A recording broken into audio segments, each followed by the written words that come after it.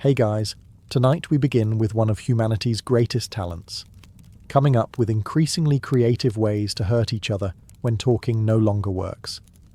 Before you get comfortable, take a moment to like the video and subscribe. But only if you genuinely enjoy what I do here.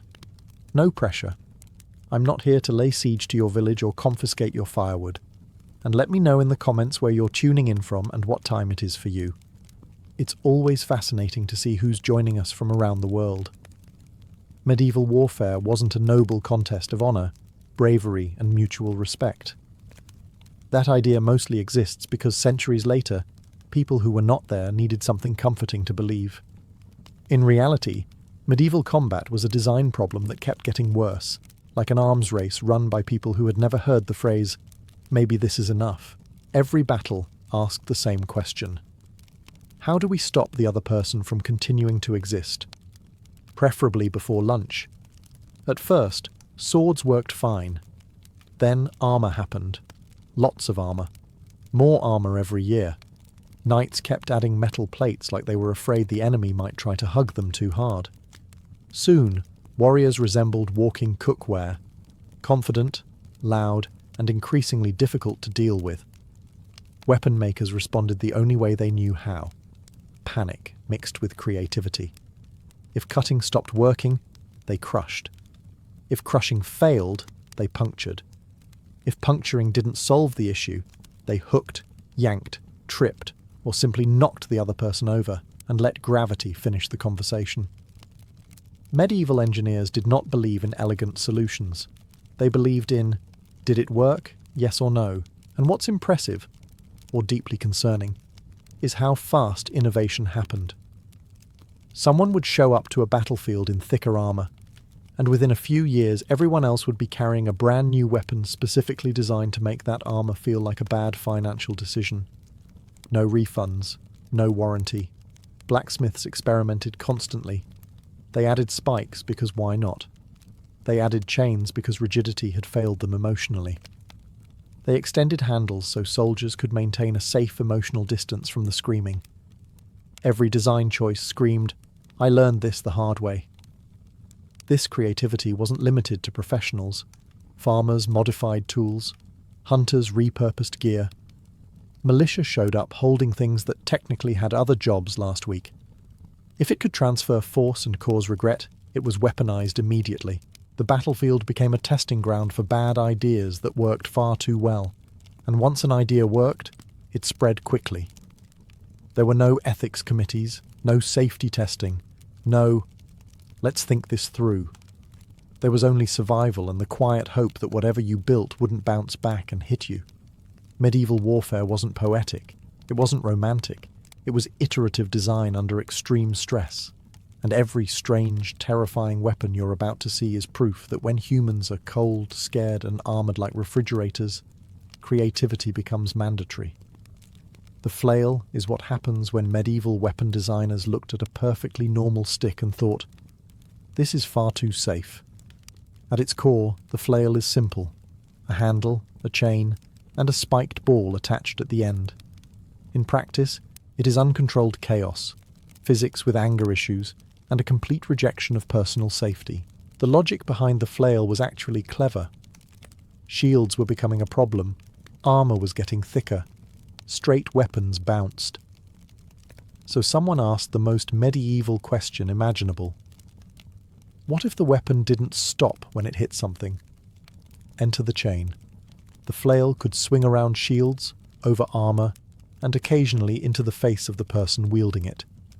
Innovation has risks. Unlike swords, the flail had no interest in elegance. There was no graceful fencing, no careful timing, no polite exchange of blows. You swung it, and the battlefield figured out the rest. The chain absorbed momentum, redirected force, and turned every movement into a surprise. Even experienced fighters never fully knew where the spiked head would land. This kept enemies nervous, and allies extremely alert. The flail's biggest strength was psychological. Facing a flail wasn't just dangerous, it was stressful. Shields became unreliable. Armor felt less comforting.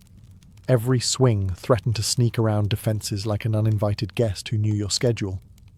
The sound alone, metal rattling, chains snapping through the air, was enough to raise heart rates before contact was even made. Of course, the flail had one tiny flaw. It was just as dangerous to the user. Tight formations? Bad idea. Confined spaces? Worse idea. Swinging too hard? Congratulations. You've discovered recoil the medieval way. Many injuries attributed to battlefield accidents were likely flail-related misunderstandings between weapon and owner. This is why flails were never universally adopted. They required space, strength, and the acceptance that sometimes the weapon simply made its own decisions. Not every soldier wanted to gamble their life on an object that behaved like it resented being held. Still, the flail represents medieval creativity perfectly. It wasn't refined. It wasn't safe. But it solved a problem. Shields stopped working quite so well, armor became less reassuring, and chaos was introduced into an already chaotic environment. The flail wasn't designed to be perfect. It was designed to be unpredictable. And in medieval warfare, unpredictability was sometimes the deadliest feature of all. At some point in medieval history, weapon designers collectively gave up on subtlety. Swords weren't cutting it anymore. Literally. Armor had become so effective that slicing attacks often resulted in nothing more than a loud clang and an awkward pause where both fighters reconsidered their life choices. And so, the mace was born, a weapon that asked a very simple question. What if we stopped trying to get through the armor and just punish the person inside it? The mace didn't care about sharp edges or elegant technique. It was blunt force trauma with confidence. A solid handle topped with a heavy, often flanged head, designed to concentrate force into small areas. You didn't need to pierce armor. You just needed to hit it hard enough that the body underneath filed a formal complaint. Flanges were the real innovation. Instead of a smooth ball that spread impact evenly, flanges focused energy into narrow ridges. This meant more damage, more shock, and more regret per swing. Armor dented. Bones cracked. Internal organs learned that helmets were not, in fact, soundproof.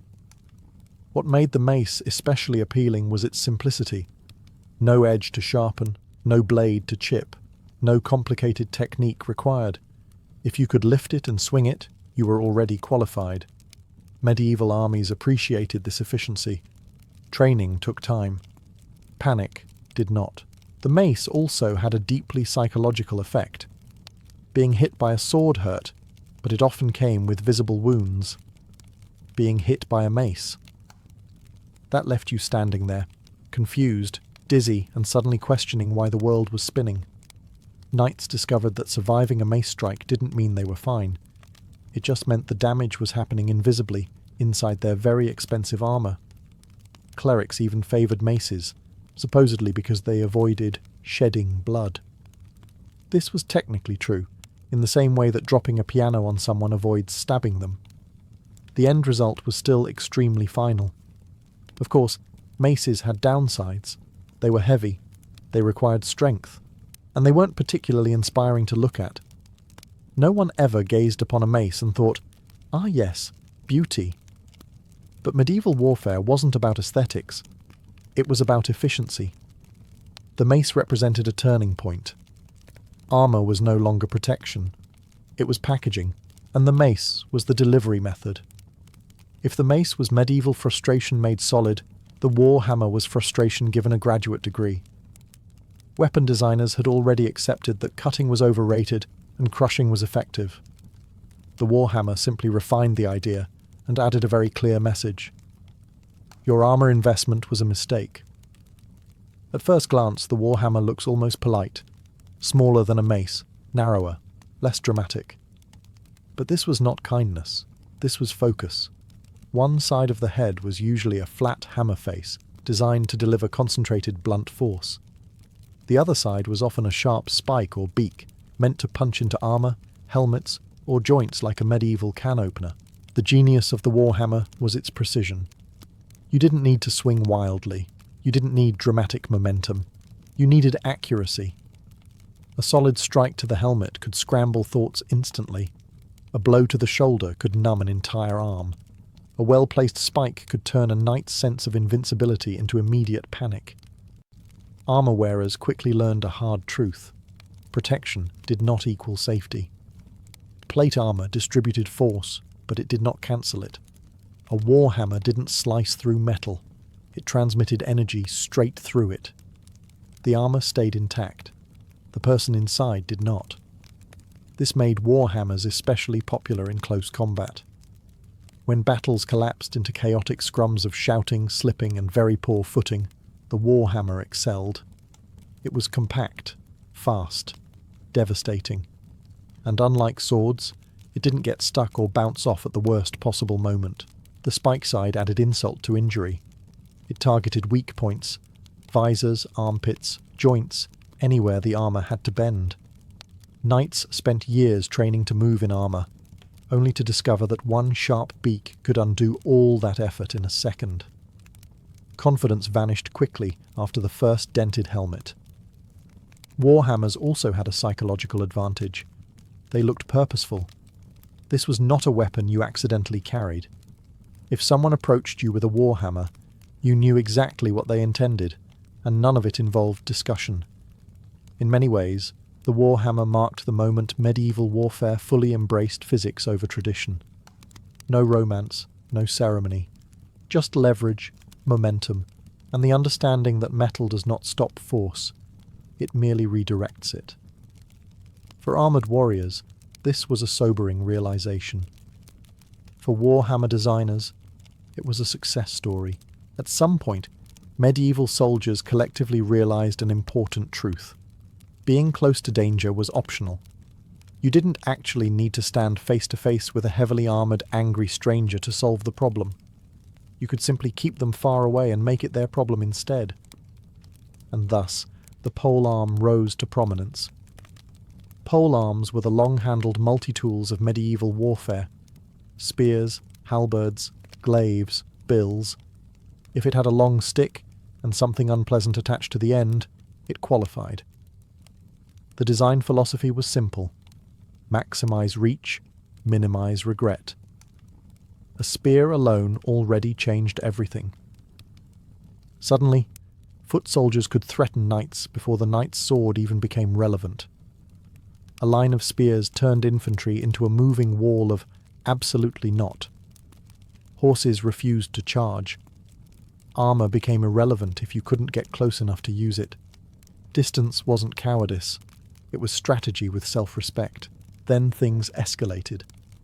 Designers began adding blades, hooks, spikes, and edges to the spearhead, turning it into something that could stab, slash, hook, and occasionally ruin a rider's entire afternoon. The halberd, for example, combined an axe blade, a spear point, and a hook, because one way of causing problems clearly wasn't enough. Polearms were especially effective against knights on horseback. Horses are brave, but they are not stupid. A wall of sharp objects pointed at chest height sends a very clear message. If the horse stopped, the knight stopped. If the knight stopped, gravity took over. Gravity has always been one of medieval warfare's most reliable allies. There was also a morale advantage. Facing a single sword was intimidating. Facing a dozen polearms moving in unison was terrifying. Infantry units trained to keep formation, brace together, and advance slowly. Individual heroics mattered less than collective pressure. Medieval warfare quietly shifted from look impressive to stay alive. Of course, polearms weren't glamorous. You didn't duel with them. You didn't pose heroically. You stood in line, held your ground, and trusted your neighbours not to panic. It was less romantic and far more effective. In many ways, polearms represented maturity in medieval warfare. Less flair, more practicality, more understanding that distance reduces risk. Polearms didn't promise glory, they promised survival. And in medieval combat, that was the most creative weapon of all. The bec de corbin is proof that medieval weapon designers were not done experimenting. They had simply grown more specific. If the warhammer made armour uncomfortable, the bec de corbin made it personal. This was not a general-purpose weapon. This was a targeted complaint delivered at high speed. At first glance, the Bekta Korban looks like a warhammer that decided to specialize. One side featured a hammer face for crushing armor. The other side ended in a long, curved spike, the crow's beak, designed to puncture, hook, and generally ruin the structural integrity of anything wearing expensive metal. The brilliance of the Bekta Korban was versatility. You could smash with it, you could puncture with it, and if neither worked immediately, you could hook your opponent and introduce them to the ground, which medieval warfare considered a perfectly acceptable finishing move. Knights spent years learning how to stay mounted, balanced, and dignified, only to be yanked off their horse like a sack of grain. Armor joints were the real targets. Elbows, knees, visors, armpits, all the places armor had to bend to remain functional. The crow's beak slipped into these gaps with disturbing ease. Suddenly, all that steel protection turned into a very expensive trap you were stuck inside. The Bekta Korban also excelled at intimidation. There is something deeply unsettling about being approached by someone holding a long pole topped with a hammer on one side and a curved spike on the other. It looked less like a weapon and more like a medieval instructional tool titled, "How This Ends." And unlike swords, the Bekta Korban didn't require elegance. It required intent. You didn't fence with it. You advanced, selected a target, and applied force until the situation resolved itself. Training mattered, but enthusiasm mattered more. This weapon thrived in the later medieval period, when plate armor reached its peak. Knights were well protected, confident, and increasingly frustrated that people kept inventing tools specifically designed to negate that protection. The Bekta Korban was the embodiment of that frustration. In many ways, it marked the moment medieval warfare stopped pretending armor was invincible. It wasn't about breaking the armor. It was about exploiting it. The Bekta Korban didn't argue with armor. It negotiated with leverage, and it usually won. If medieval weapons had a most controversial category, the crossbow would win it without competition. Not because it was especially flashy, or elegant, or honourable, but because it worked a little too well, and it worked for the wrong people. Up until the crossbow became widespread, killing a fully armoured knight required years of training, physical strength, and an unfortunate amount of bravery. Knights liked this system. It justified their social status, their expensive equipment, and their belief that they were naturally superior at violence. The crossbow arrived and quietly ruined all of that. The problem with the crossbow was simple. It removed skill from the equation.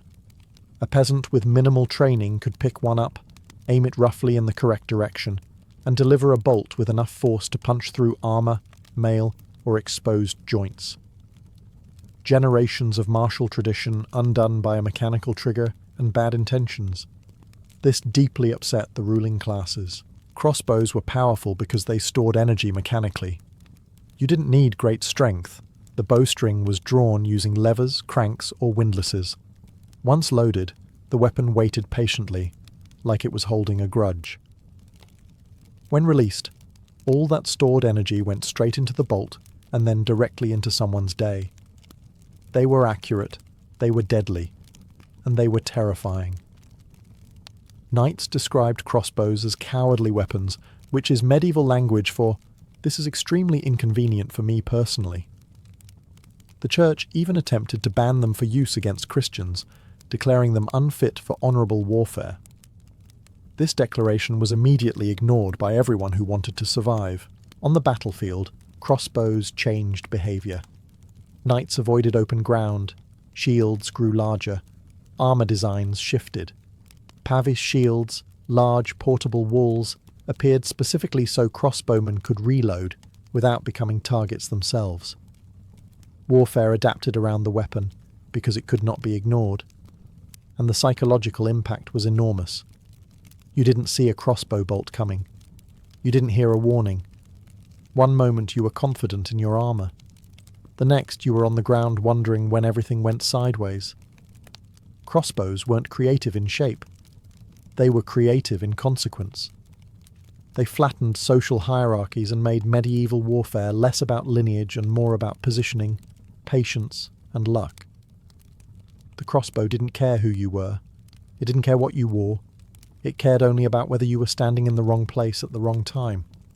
And that made it one of the most feared weapons of the medieval world. Not every medieval weapon needed to be large, loud, or impressive. Some of the most effective designs were tiny, quiet, and powered entirely by spite. Enter the caltrop, a small spiked object designed with one simple promise. No matter how it lands, one spike will always point upward, waiting patiently to ruin someone's day. Caltrops were medieval minimalism at its finest. No moving parts, no training required, no honour involved.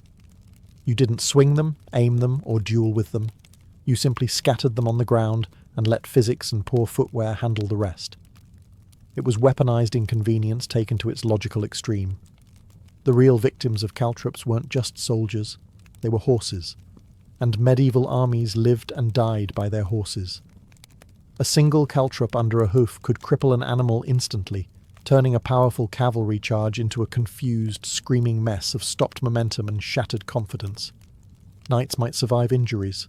Horses rarely did. For infantry, caltrops were psychological warfare. You couldn't see them easily. You couldn't hear them.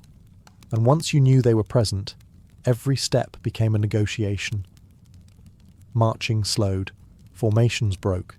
Panic crept in. All because of a handful of metal objects small enough to fit in a pouch. What made caltrops especially cruel was their efficiency. They were cheap to produce, easy to transport, and reusable if you were brave enough to retrieve them afterward. Armies could deny entire areas to enemy movement without lifting a sword. Roads, fields, choke points all became hazards simply because someone had scattered tiny spikes and walked away smiling. Caltrops also ignored armour entirely. Plate protection meant nothing if you couldn't walk. Shields were useless. Skill didn't matter. Rank didn't matter. Everyone had feet. Everyone needed them. Medieval designers understood this deeply and leaned into it without hesitation. There was no romance in caltrops. No dramatic charge. No heroic clash. Just a sudden, sharp realization that the ground itself had turned against you. Many battles were delayed, redirected, or abandoned simply because advancing safely was no longer possible. In a strange way, caltrops represent medieval warfare at its most honest.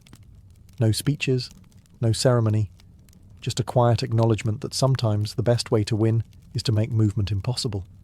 Caltrops didn't kill you directly. They just made sure you couldn't run when everything else tried to. And in medieval warfare, that was often worse. If the mace was medieval blunt force trauma in its purest form, the Morning Star was that same idea after someone said, "But what if we added spikes for emphasis?" The result was a weapon that took everything uncomfortable about being hit with a mace and made it emotionally discouraging as well. At first glance, the Morning Star looks almost decorative, a metal ball covered in spikes, attached to a handle like some sort of violent ornament. This is misleading. The spikes were not for style. They were there to ensure that even armour that survived the initial impact still had regrets afterward. The logic was brutally simple. A smooth mace head distributed force evenly, which was great for crushing bones but occasionally allowed armour to do its job too well. The Morning Star corrected this by concentrating impact into smaller, angrier points. Instead of spreading the force, it focused it. Armour dented deeper. Padding compressed harder. Whatever was underneath learned an important lesson about consequences. Morning Stars also had a psychological edge. Spikes do something to the human brain. A plain metal ball says, "This will hurt." A spiked one says, "This will hurt," and I enjoyed designing it. Facing a Morning Star was unsettling in a way that went beyond physics. It looked personal. Unlike flails, most Morning Stars were rigid.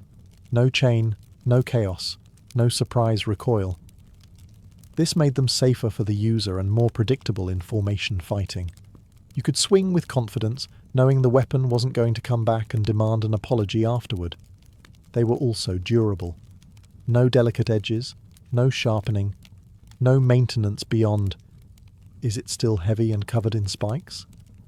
If yes, you were good to go. Medieval armies appreciated weapons that survived abuse, weather, and occasional misuse by people who hadn't slept properly in weeks. Morning stars found their place especially in close combat, where space was limited and panic was plentiful. A single swing could knock an opponent off balance, crack armor, and instantly drain morale. Even if the enemy survived, they rarely wanted to continue the conversation. In many ways, the morning star represented medieval escalation. Maces worked, so someone asked how to make them worse. The answer was spikes, always spikes. The morning star wasn't subtle, it wasn't elegant. It was a reminder that medieval creativity often followed one rule. If it works, add spikes and try again. If handheld weapons were medieval creativity on a personal level, siege weapons were creativity scaled up until it required math, teamwork, and a worrying lack of empathy. At some point, medieval armies looked at fortified cities, thick walls, tall towers, smug defenders, and decided the solution was to throw buildings at buildings. Enter siege engines. Trebuchets, mangonels, and ballistae weren't just weapons. They were statements. They said, "We don't want to fight you. We want your wall to stop existing." And if that wall happened to be attached to a city, that was simply collateral inconvenience. The trebuchet was the star of the show. Powered by gravity and an unholy amount of patience, it could hurl massive stones over long distances with terrifying accuracy.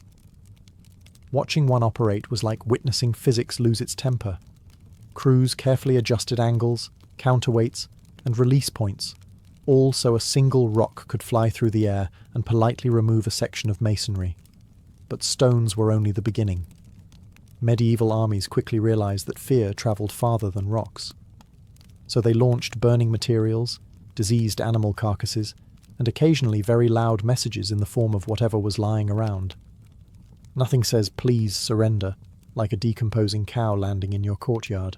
Ballistae, essentially oversized crossbows, delivered bolts the size of tree trunks. These weren't meant for precision duels. They were meant to punch through gates, towers, and morale simultaneously.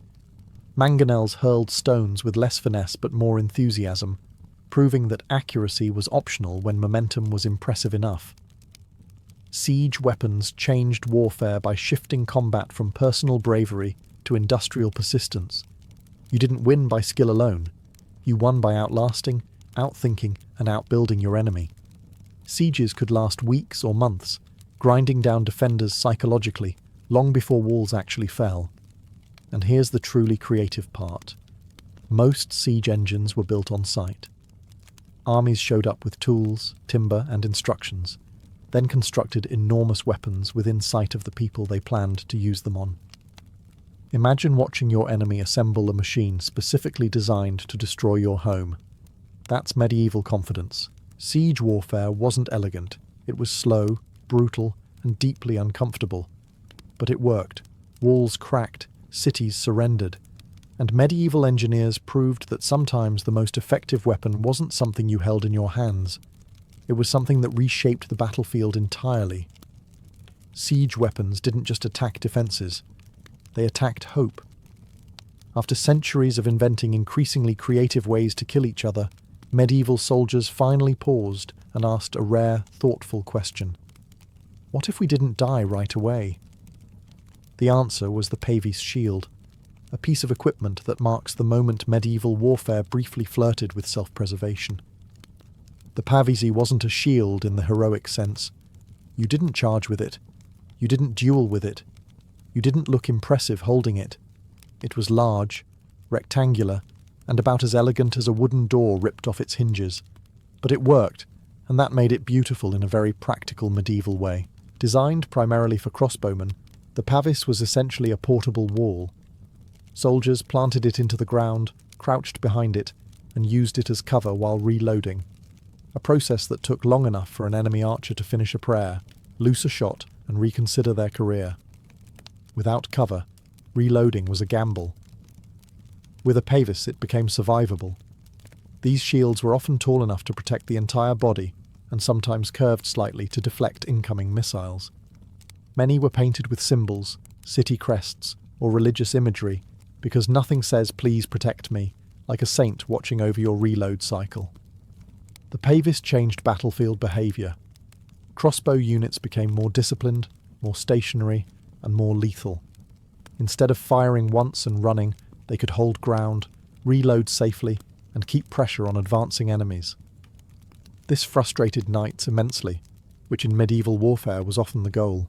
Of course, the Pavisé came with downsides. It was heavy, awkward, and absolutely not something you wanted to carry uphill while arrows were flying. Soldiers assigned to carry Pavises were basically medieval interns, vital, underappreciated, and constantly wondering how their life choices led here. Still, the Pavis represents an important shift. Medieval warfare began to acknowledge that survival mattered. Protection wasn't just armour anymore. It was positioning, teamwork, and the willingness to hide behind a very large piece of wood. The Pavis wasn't flashy. It didn't inspire songs. But it saved lives, which, in medieval warfare, was revolutionary. Once medieval warfare discovered fire, things escalated quickly. Fire didn't care about armour, rank, training, or confidence. Fire simply arrived and announced that everyone's plans were cancelled. It was the most democratic weapon medieval armies ever used, and they loved it for that reason. Fire weapons came in many forms: flaming arrows, burning pitch, pots of oil set alight and hurled over walls. If it could burn and could be thrown, medieval armies tried it at least once, sometimes twice, just to be sure. The goal wasn't always destruction.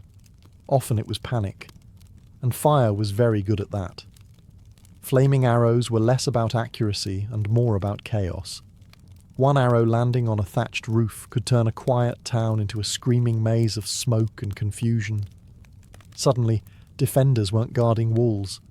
They were desperately trying to stop their own homes from disappearing behind them. Fire didn't need to kill you directly. It just needed to make you abandon your position. Burning pitch was worse. Thick, sticky, and stubbornly committed to staying on fire, pitch clung to wood, walls, and anything unfortunate enough to be nearby. Once ignited, it refused to be put out easily. Water laughed at it. Sand helped sometimes. Panic did nothing except make it spread faster. Then there was Greek fire, the stuff of legend. A mysterious incendiary weapon that burned even on water, terrified enemies, and ensured that nobody who faced it ever forgot the experience. Exact formulas were closely guarded, which is medieval for no one wanted this used on them later. Fire weapons worked best psychologically. Flames lit up the night. Smoke choked the air. The sound alone, crackling, roaring, collapsing structures, drained morale faster than any blade. Soldiers broke ranks. Commanders lost control. Orders vanished in the noise. Fire also turned sieges into nightmares. Cities depended on wooden structures, food stores, and morale. A well-placed fire could undo months of preparation in minutes. Even if the fire was contained, the fear lingered. Defenders slept lightly, watching shadows flicker and wondering when the next flame would appear. Medieval warfare loved fire because it solved problems quickly. It didn't need precision. It didn't need bravery. It just needed opportunity and a strong wind. Fire didn't argue. Fire didn't negotiate. Fire reminded everyone that sometimes the most creative weapon is the one that removes all other options. Not every medieval battle was fought with beautifully crafted weapons forged by master blacksmiths. In fact, many battles were fought with whatever happened to be within arm's reach at the exact moment things went terribly wrong. This is where improvised weapons entered the chat, uninvited, unregulated, and extremely enthusiastic. Medieval warfare rarely followed the plan. Formations broke, weapons snapped, people tripped, horses panicked. And suddenly, the battlefield became a chaotic flea market of sharp objects, heavy objects, and objects that had no business being involved in combat, but absolutely were now. Broken spears became clubs. Sword hilts became punching tools. Shields were used less for blocking and more for aggressively introducing someone to the ground. Rocks were picked up and thrown with impressive emotional commitment. Helmets were grabbed by the rim and used as handles. If you could lift it, swing it, or drop it from above, congratulations, you had a weapon. Farm tools were especially popular, because medieval armies were often made up of farmers who had already spent years mastering these objects. Axes, scythes, pitchforks, flails that were originally for grain, all transitioned into combat roles with minimal adjustment. The only real difference was intent. One moment you're harvesting crops, the next you're harvesting enemies. Medieval life moved fast. Improvised weapons were brutally effective because they were unexpected. Armor was designed to stop known threats: swords, spears, arrows. It was far less prepared for being beaten with a wagon wheel or stabbed with a sharpened fence post. Chaos favours the adaptable, and improvisation thrived in chaos. There was also a psychological factor. Facing a trained knight with a polished weapon was intimidating. Facing an exhausted peasant swinging a random object with nothing left to lose was deeply unsettling. That person was not following rules. That person was not concerned with survival statistics. That person was a problem. Improvised weapons remind us that medieval warfare wasn't just about equipment. It was about mindset. When structure collapsed, creativity filled the gap. No manuals, no permission, just raw survival instinct turned into action. In many battles, the most dangerous moment wasn't the charge or the clash.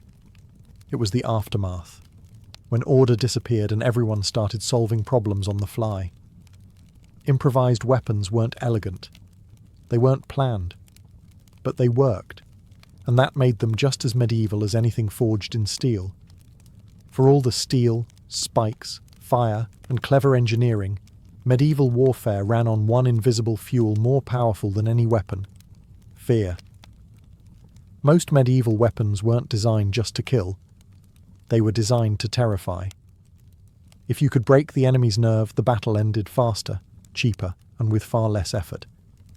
Medieval commanders understood this deeply, even if they never phrased it so politely. Consider the sheer visual chaos of a medieval battlefield.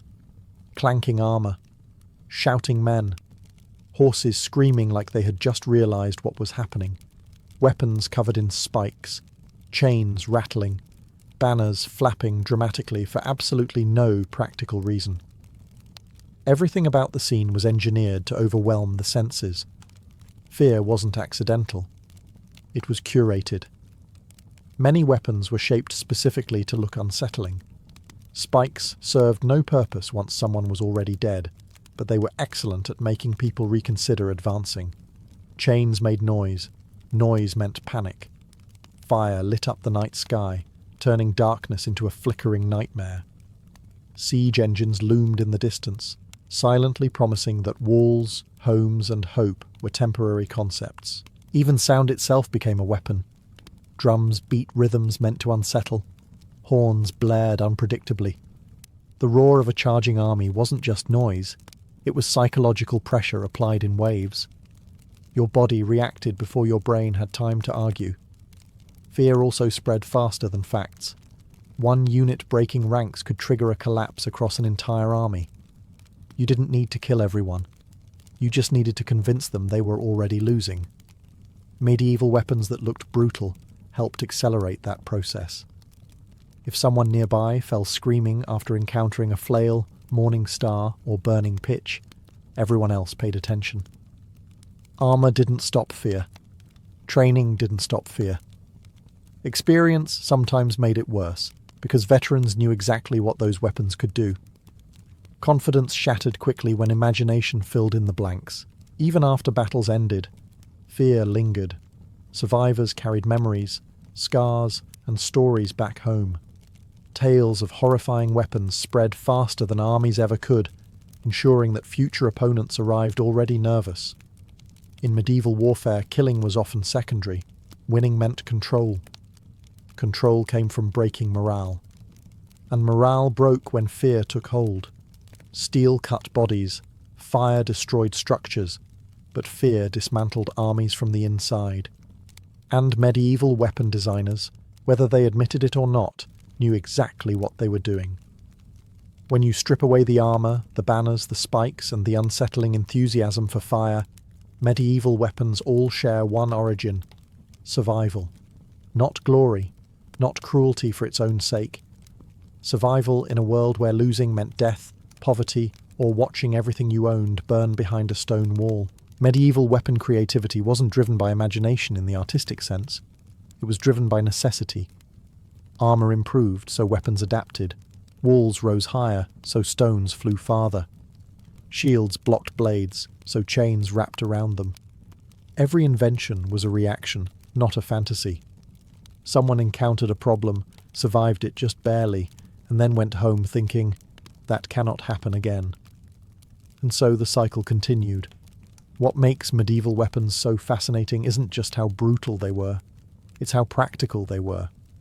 There was no wasted effort, no decorative excess without purpose.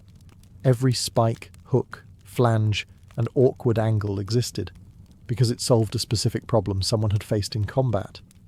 Medieval engineers weren't trying to impress future museum visitors. They were trying to make sure tomorrow still existed. There's also something deeply human about this creativity. When resources were limited, people used what they had. Farm tools became weapons. Construction techniques became siege engines. Physics became a trusted ally. Even fear itself was harnessed and weaponized, because humans understood that breaking morale was often easier than breaking bodies. And despite the brutality, there was intelligence here, strategy, observation, iteration. Medieval warfare was a harsh classroom, and its students learned quickly. Every failure became data. Every survival became proof of concept. It's tempting to view medieval weapons as crude or barbaric compared to modern technology. But in reality, they were incredibly sophisticated responses to the conditions of their time. They were built by people who understood materials, force, leverage, and human psychology long before those concepts had tidy scientific names. Creative medieval weapons weren't about cruelty. They were about adaptation, about refusing to be helpless, about solving problems with the tools available, no matter how uncomfortable the solution looked. In the end, medieval warfare wasn't defined by swords or spikes. It was defined by ingenuity under pressure. And that, more than anything, is what made these weapons truly medieval. Theodora was born around the year 500 in Constantinople, not into marble halls or silk-draped chambers, but into the unstable, loud and unforgiving margins of Byzantine society. Her father worked as a bear-keeper for the Hippodrome, the vast arena where chariot racing, factional violence, and imperial politics collided. It was a dangerous job, poorly paid, and utterly dependent on public favour. When he died while Theodora was still a child, her family fell immediately into hardship. In Byzantium, status was inherited, and without a male protector, a family could vanish socially almost overnight. From an early age, Theodora learned that survival depended on adaptability. There was no illusion of innocence in her upbringing. The city around her was magnificent and cruel in equal measure, and it rewarded cleverness far more than virtue. As a teenager, she entered the world of the stage. Officially, she was an actress, performing comedic and dramatic roles for public audiences. In reality, Byzantine moral codes treated actresses as morally suspect at best and openly dishonourable at worst. Law and custom grouped them with prostitutes, denying them respectability, legal protection, and any chance of marrying into the elite. Yet the stage gave Theodora something most women of her background never possessed: an audience. Performing before crowds taught her how to command attention, how to read emotion, and how to manipulate expectation. She learned when to provoke laughter, when to provoke discomfort, and when to hold silence just long enough to dominate a room. These were not theatrical tricks alone. They were political skills in their earliest form.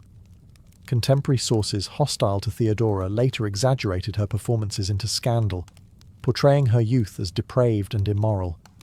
What matters more than the gossip is the reality beneath it. She lived in a society that left women of her class with few choices. Theodora did not collapse under that pressure. She observed it, learned from it, and endured it. By the time she left Constantinople in early adulthood, travelling through the eastern provinces of the empire, she was no longer merely a performer.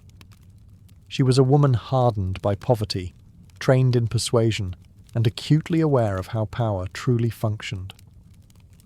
Long before she ever wore a crown, Theodora understood crowds, fear, and authority. Those lessons, learned at the bottom of society, would later shape the fate of an empire. After leaving Constantinople, Theodora disappeared from the capital's brutal spotlight and entered a period of wandering that would quietly reshape her life. She travelled east across the Byzantine world, eventually reaching North Africa, where she lived for several years, far from the hippodrome crowds and their easy cruelty. This was not a triumphant exile. It was a retreat forced by exhaustion, disillusionment, and the limits of survival through performance alone. For the first time, Theodora lived without an audience. In these provinces, she encountered communities very different from the glittering cynicism of the capital. Here, religious debate mattered deeply, especially the growing divide within Christianity. Theodora became closely associated with monophysite believers, a theological movement considered heretical by the imperial establishment, but deeply rooted among the poor and marginalized. This was not merely a spiritual shift, it was political education. Theodora saw firsthand how doctrine could divide populations, justify persecution, and create loyalty stronger than blood or law. During this period, she adopted a life of austerity. Sources describe her living modestly, supporting herself through textile work rather than performance.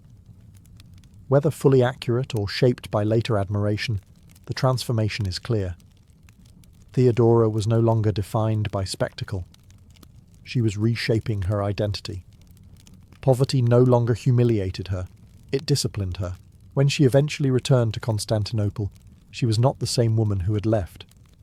Gone was the reckless performer defined by public scandal. In her place stood someone controlled, observant, and intensely serious. She understood suffering now, not as an abstraction, but as lived reality. That understanding would later shape her sympathy toward women, the poor, and religious minorities. It was around this time that she crossed paths with Justinian, then a rising political figure and nephew of the reigning emperor. Their meeting was not destiny wrapped in romance. It was strategic convergence. Justinian saw intelligence, charisma, and resolve beneath Theodora's controversial past. She saw ambition backed by proximity to power. Both recognized the other as useful, dangerous, and rare. Their relationship faced immediate resistance. Law forbade high-ranking officials from marrying actresses. Rather than abandon her, Justinian changed the law itself. This was the first sign of Theodora's influence even before she wore the imperial crown. Her life had already proven one thing beyond doubt. She could not be erased, silenced, or contained. She had learned to survive obscurity, and now she was ready to return to the center of power, on her own terms. When Justinian ascended the throne in the year 527, Theodora rose with him, not as a decorative consort, but as a ruling partner. From the moment she was crowned Augusta, it was clear that this was not a traditional imperial marriage. Theodora did not remain behind palace walls, content with ceremony and titles.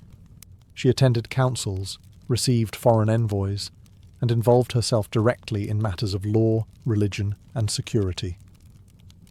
For many in the Byzantine elite, her presence was unsettling. An empress with a voice was one thing, an empress who expected to be obeyed was another. Her background made her uniquely suited to power. Unlike aristocrats raised in comfort, Theodora understood fear, hunger, and public humiliation. She knew how quickly crowds could turn violent, and how easily authority could collapse if it appeared weak. This realism shaped her political instincts.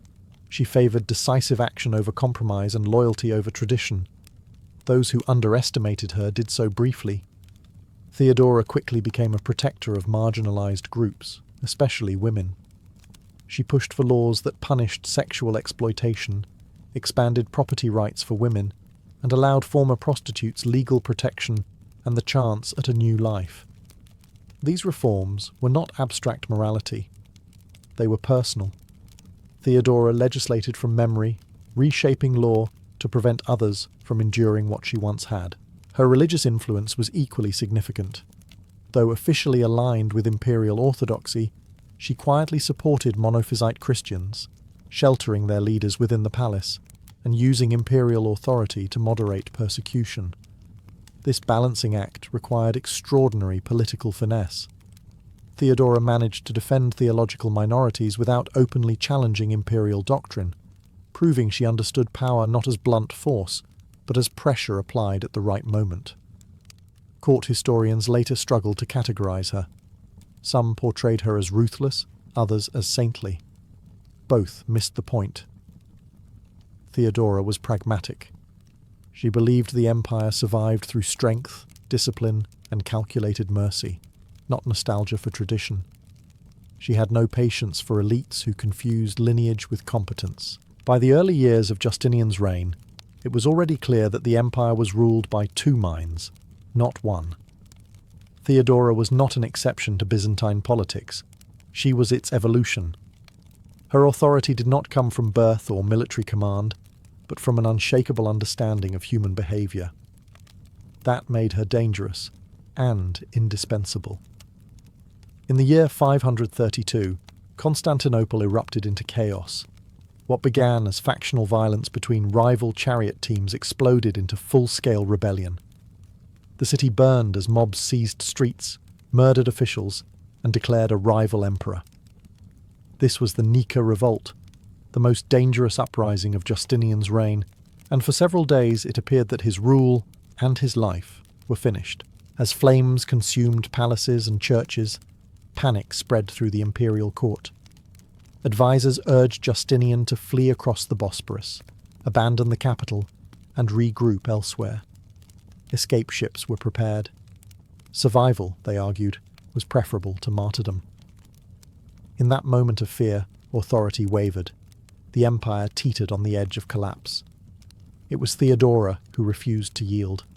According to later accounts, she stood before the council and delivered words that became legend. Royalty, she said, was a noble burial shroud. To flee was to live in shame. To die as an empress was preferable to survival without power. This was not rhetoric born of pride. It was political clarity. Theodora understood something her panicked advisors did not. Once an emperor runs, he ceases to be emperor. Retreat would not save Justinian. It would end him. Her resolve forced a decision. Justinian stayed. What followed was brutal and decisive. Imperial forces sealed the hippodrome where the rebels had gathered, believing themselves victorious. Then the army struck. Tens of thousands were slaughtered in a single day. The revolt ended not with negotiation, but annihilation. The city was scarred, but the throne was secure. Theodora's role in this moment permanently altered how power was perceived within the empire. She had not commanded troops, yet she had determined the outcome. Her courage was not reckless, it was calculated. She recognized that fear spreads faster than fire, and that authority survives only when it refuses to retreat. After the revolt, her influence only deepened. Officials who had hesitated were sidelined. Loyalty became the currency of survival. The rebuilt Constantinople, monuments, churches, and laws rose from ashes shaped by Theodora's iron resolve. The Nika Revolt revealed her true nature. She was not merely Justinian's equal in intellect. She was, in moments of crisis, his anchor. Where others saw ruin, Theodora saw the narrow path to absolute control, and she walked it without hesitation. With the empire stabilized after the Nika Revolt, Theodora turned her attention to something less dramatic, but far more enduring: the law. While Justinian is remembered as the great codifier of Roman law, the reforms of his reign were not crafted by jurists alone. Behind many of the most radical changes stood Theodora, shaping legislation with the clarity of someone who had lived under the system's harshest blind spots. Theodora pushed relentlessly for legal protections for women, especially those society preferred to forget. She championed laws that criminalized forced prostitution and punished men who exploited vulnerable women. For the first time, rape was treated as a serious crime, regardless of the victim's social status. Divorce laws were altered to allow women greater agency, and property rights were expanded so wives were no longer legally invisible within marriage. These were not symbolic gestures. They altered daily life for thousands. Perhaps most telling was her creation of safe houses for former prostitutes, state-supported institutions where women could live without being dragged back into exploitation. Critics mocked these efforts as sentimental or hypocritical, pointing to her past. Theodora ignored them. She understood that moral authority did not come from purity, but from resolve. Her reforms were unapologetically interventionist. The state, she believed, had a responsibility to restrain abuse, not excuse it. Her influence extended beyond gender. Theodora consistently argued for mercy toward the poor and restraint toward religious minorities. She saw persecution not as strength, but as administrative failure. When dissent was crushed too harshly, it bred martyrs. When managed carefully, it dissolved. This philosophy quietly shaped imperial policy, even when it contradicted the instincts of military commanders and bishops. What unsettled the aristocracy was not merely the content of these reforms, but their source. Law had always flowed downward from elite men trained in rhetoric and lineage. Now, it was being reshaped by a woman whose authority came from experience rather than pedigree. Theodora did not argue theory. She argued consequences. By embedding compassion into imperial law, she altered the moral architecture of Byzantium. The empire did not become gentle, but it became more controlled, more deliberate, and less casually cruel. Long after fires were extinguished and rebellions forgotten, these laws remained. Theodora understood something few rulers ever grasp. Violence secures power quickly, but law secures it quietly. And quietly, she rewrote the empire in her own image. As Justinian's reign matured, the empire faced a quieter but equally dangerous threat: religious fracture. Doctrinal conflict cut through cities and villages, dividing families, provoking riots, and undermining loyalty to the throne. Official policy enforced Chalcedonian orthodoxy, but large populations, especially in Egypt and Syria, remained loyal to Monophysite Christianity. Crushing them outright risked rebellion. Tolerating them openly risked accusations of weakness. This was the dilemma Theodora chose to manage personally. Theodora was herself sympathetic to the Monophysite cause, but she was not reckless. She never attempted to overturn official doctrine. Instead, she worked from the shadows, offering protection rather than proclamation. Monophysite bishops were secretly housed within palace compounds, shielded from arrest, interrogated privately rather than publicly humiliated, and quietly allowed to maintain networks of influence. Theodora turned the imperial court into a place of unofficial asylum. This approach served two purposes. It reduced unrest in the provinces, while allowing Justinian to maintain the appearance of theological authority. Where the emperor ruled by decree, Theodora ruled by access.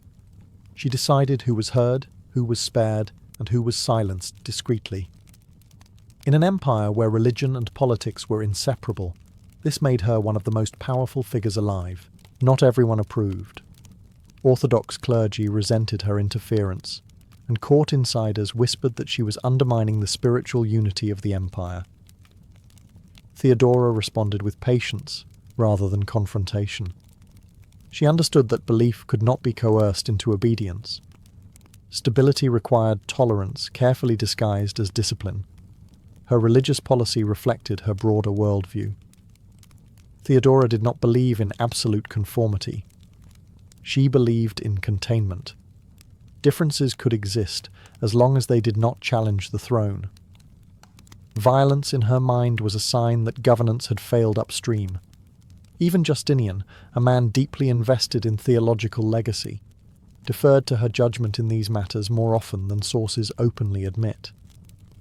When tensions threatened to boil over, it was usually Theodora who advised restraint, delay, or quiet compromise. She had learned long ago that people pushed too hard eventually push back harder. By managing belief as a political force rather than a moral battlefield, Theodora kept the empire from tearing itself apart.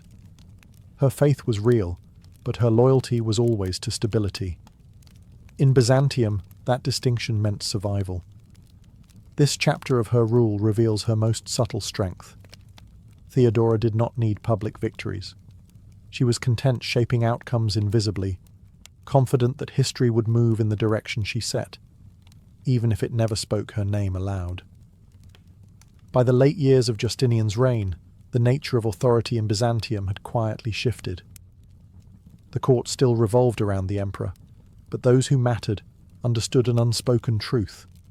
Access to power ran just as decisively through Theodora. Petitions, appointments, and survival itself often depended on whether one had fallen into her favour or her suspicion.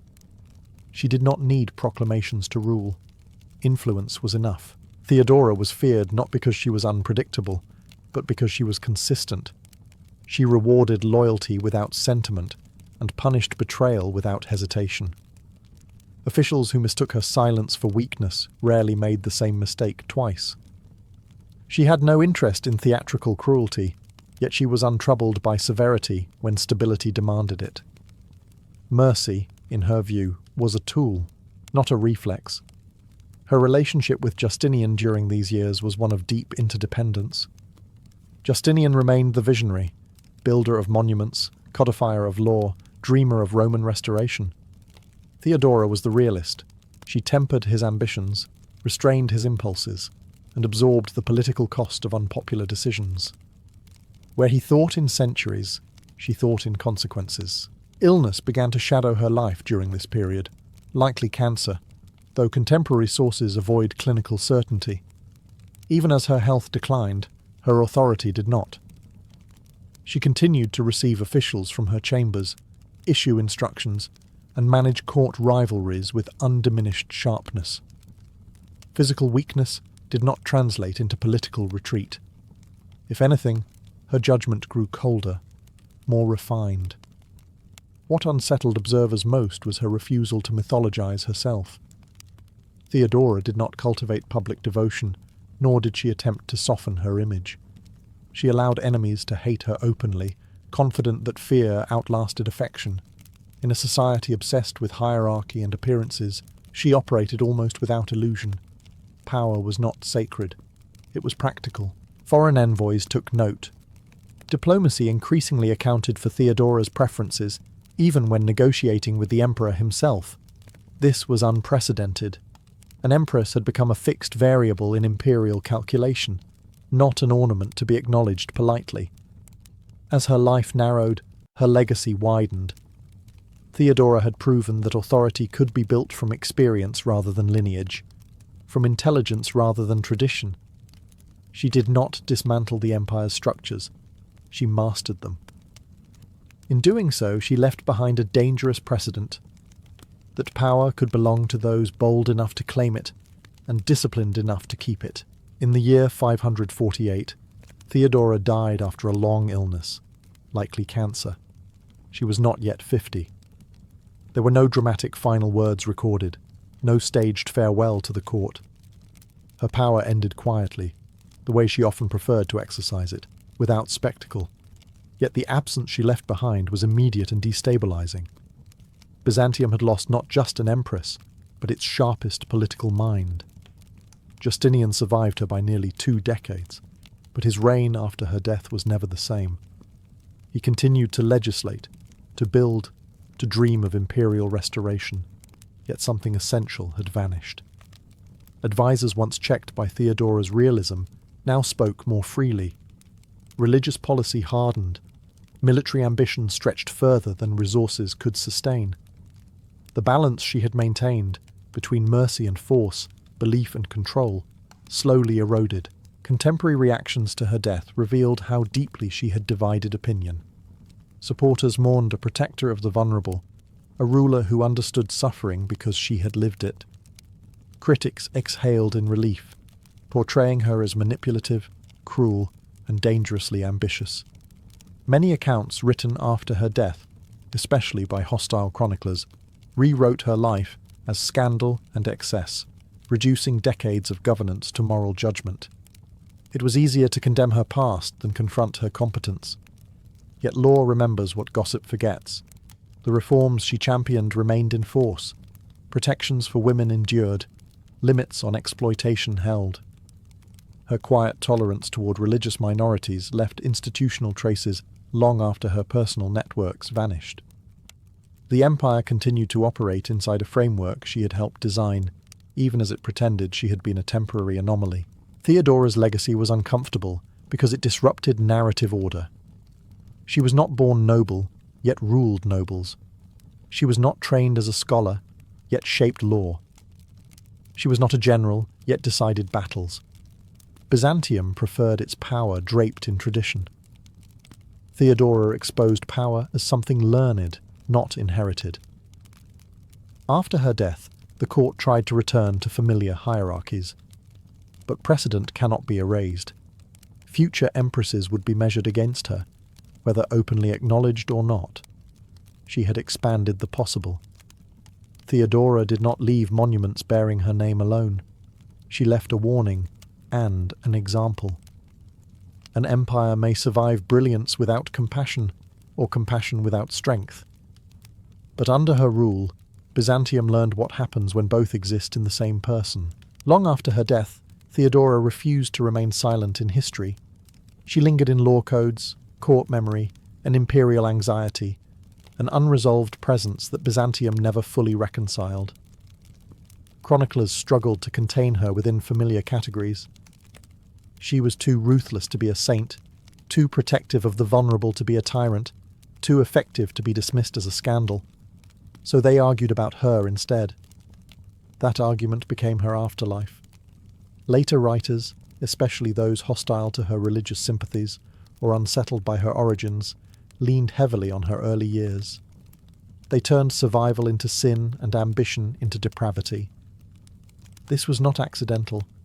Attacking her morality was safer than confronting her competence.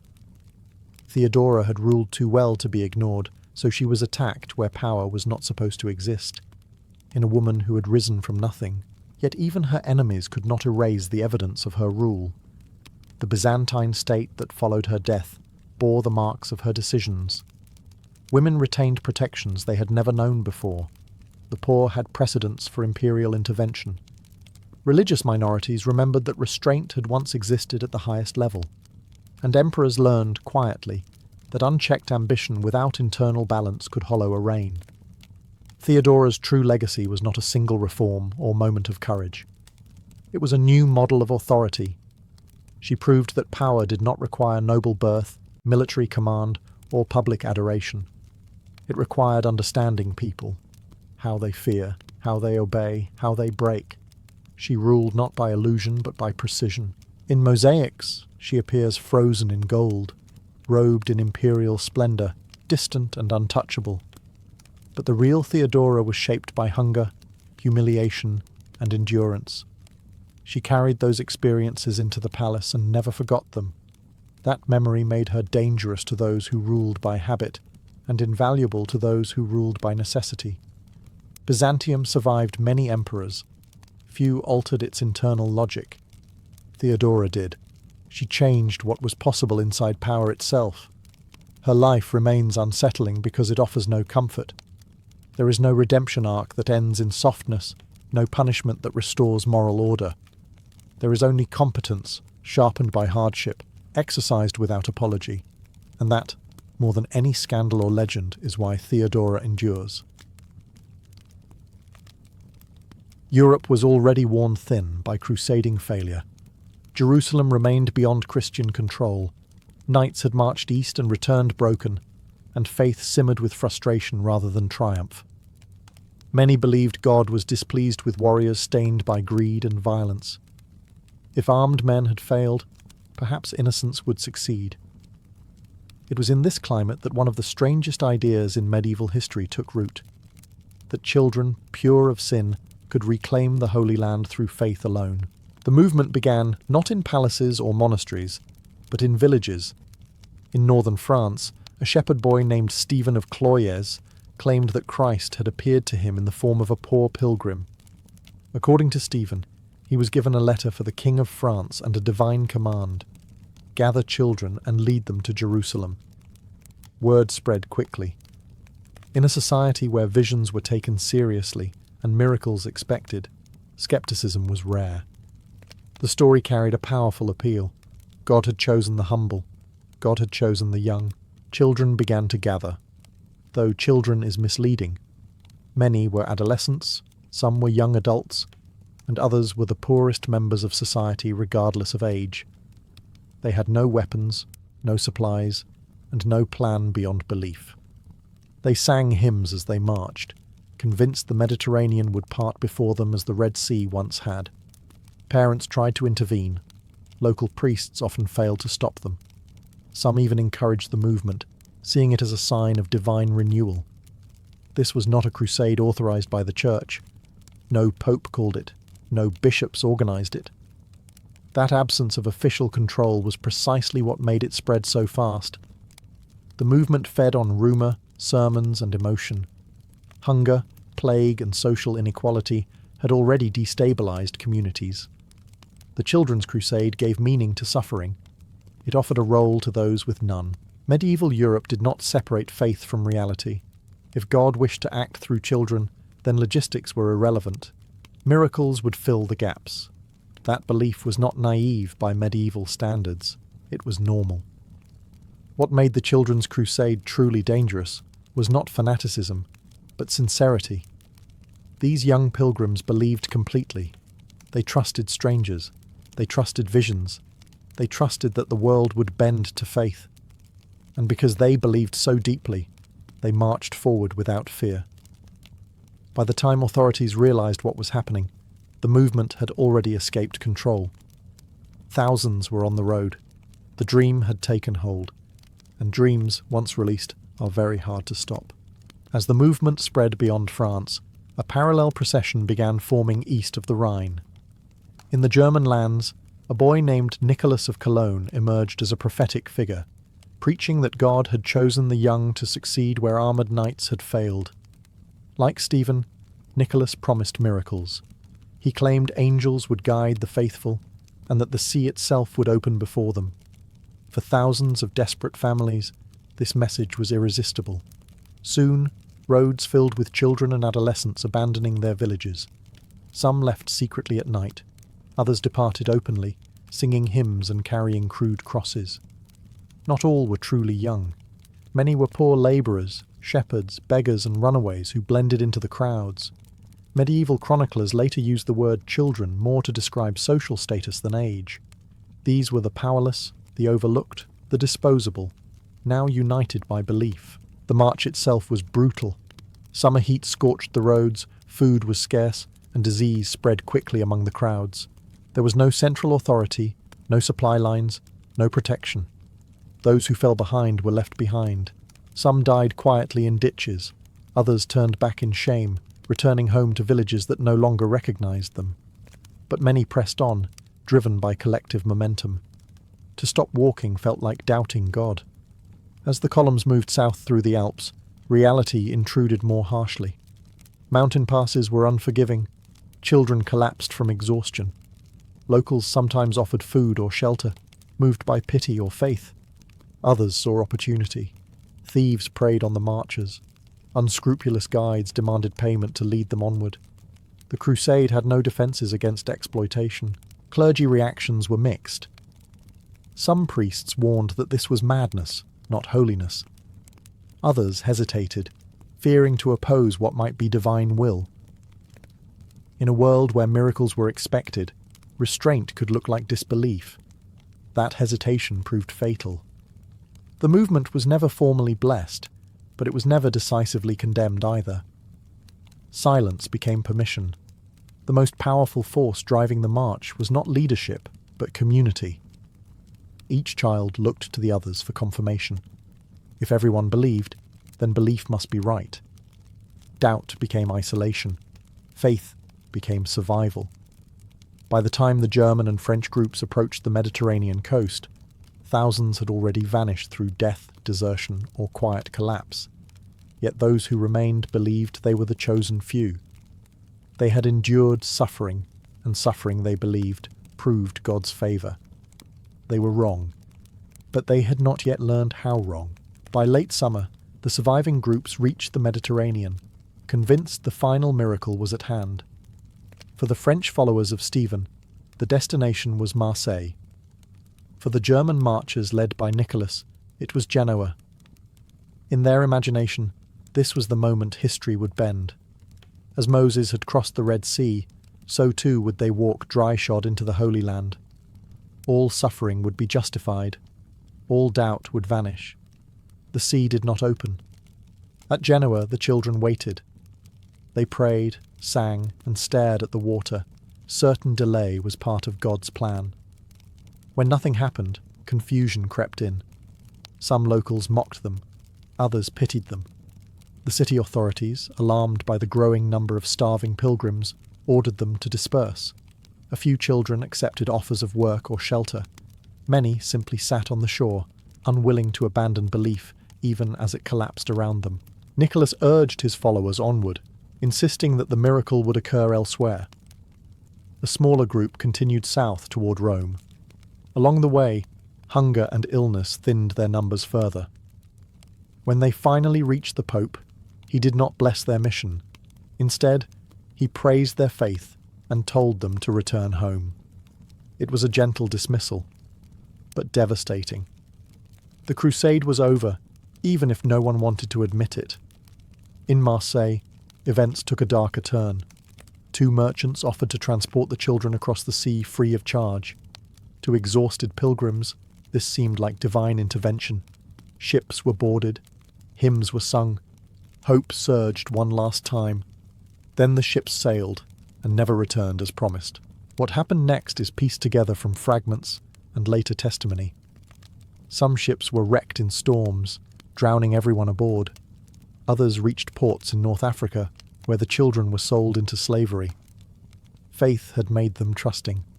Trust made them easy to betray. The tragedy of the children's crusade lies not only in what happened, but in how inevitable it became. Once belief replaced structure, anyone could claim authority. Once miracles were expected, lies flourished easily. The children were not defeated by enemies in the Holy Land. They were undone by the world they passed through. Standing on the shore, watching the sea remain stubbornly unchanged, many must have felt something break inside them. Not just hope, but the certainty that God was watching closely. That realization, quiet and terrible, marked the true end of the crusade. After the sea failed to open and the promised passage dissolved into lies, the children's crusade did not end cleanly. It unravelled. Those who survived the journey to the coast scattered across Europe, carrying stories too confusing and painful to explain. There was no official declaration of failure, no reckoning, no rescue effort. The movement simply collapsed into silence. For the children taken aboard ships from Marseille, fate was sealed beyond their understanding. Later chroniclers describe how they were transported to Muslim ports in North Africa and the eastern Mediterranean, where they were sold into slavery. Whether every detail is accurate matters less than the pattern. Children vanished, and no serious attempt was made to recover them. They had no political value, no armies followed, no ransoms were negotiated. Once gone, they were gone. Those who remained behind fared little better. Many were stranded in foreign cities with no money and no way home. Some were taken in by monasteries or families, absorbed quietly into new lives. Others starved. A few returned home only to be rejected by parents who could not understand why they had left or what they had believed. The crusade did not make them heroes. It made them burdens. Church authorities responded cautiously. No one wanted responsibility. The movement had never been officially sanctioned, which made condemnation safer than accountability. The Pope at the time, Innocent III, reportedly praised the children's faith while insisting that crusading was not their role. It was a careful statement. Admiration without obligation. The institution preserved its authority by distancing itself from the consequences. What followed was historical discomfort. Chroniclers disagreed about numbers, leaders, and even whether the crusade truly happened as described. Some later writers suggested it was exaggerated, symbolic, or misunderstood. Others insisted it was real, but misrepresented. This confusion was not accidental. The Children's Crusade was easier to blur than to confront. It exposed uncomfortable truths about medieval society, how easily belief could be weaponized, how little protection existed for the powerless, and how quickly moral enthusiasm could excuse negligence. The children had believed they were chosen. Instead, they were abandoned. Not by God, perhaps, but by every structure meant to protect them. Faith had propelled them forward. Silence met them at the end. The tragedy of the Children's Crusade is not only that children suffered, it is that their suffering produced no reform, no apology, no lesson officially learned. History absorbed them quietly, the way it often absorbs the powerless. They marched believing the world would change for them. Instead, they vanished into it. Almost as soon as the Children's Crusade ended, arguments began over what had actually happened. Medieval chroniclers struggled to describe the event without undermining their own moral world. A mass movement driven by faith had ended not in miracle, but in neglect and exploitation. That was dangerous territory. So the story fractured. Some accounts insisted the march was literal and vast, involving tens of thousands of children. Others reduced it to a handful of misguided youths led astray by rumour. A few writers reinterpreted the word children to mean the poor or socially dependent rather than the young. This ambiguity allowed later generations to soften the horror. If they were not really children, then the tragedy felt less unbearable. Modern historians still debate the details. Numbers were likely exaggerated. Leadership was probably looser than legend suggests. But skepticism does not erase the core reality. Large groups of young, vulnerable people travelled long distances driven by religious conviction, and many never returned. Whether the movement numbered in the thousands or the hundreds, its consequences were real for those who vanished. The confusion surrounding the Children's Crusade reveals how history protects institutions. A clear narrative would demand responsibility. A blurred one allows distance. No single authority could be blamed. No formal apology was required. The event drifted into folklore, sermon illustration, and cautionary tale rather than political failure. Over time, the crusade became symbolic. Preachers used it to warn against fanaticism. Moralists used it to praise innocent faith corrupted by the world. Romantic writers later recast it as tragic purity betrayed by cynical adults. Each retelling reshaped the event to fit contemporary needs. The children themselves disappeared behind interpretation. What is striking is how little the movement changed policy.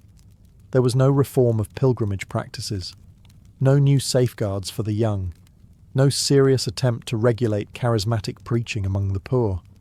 The lesson absorbed was not protect the vulnerable, but do not speak of this too clearly.